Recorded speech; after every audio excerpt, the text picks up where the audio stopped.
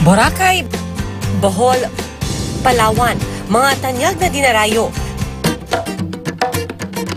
Pero saan kaya ang lugar na ito kung saan ang nakahuhumaling na dagat tila niyayakap ng kabundukan? Dito yan sa Maguindanao, ang Kidama Coastal Area. Malaparaisong natatago sa madla na ngayon ay dinedevelop para sa eco-agritourism. Malulula ka sa sariwang biyaya mula sa kalikasan at hindi lang yamang dagat ang ipinagmamalaki rito. Samot-sari rin ang mga ani gaya ng wild onion na pangunahing sangkap sa Sakurap Kimchi na nakatakdang i-export.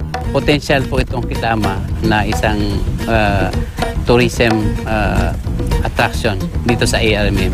Hindi lang po yung dagat natin, kundi pati yung kabundukan natin. Ayon sa mga lokal na opisyal, pati mga banyagang investor na akit sa ganda ng Kidama. Pero sa ngayon, hamon dito ang infrastruktura. Kaya target magkaroon ng maayos na kalsada.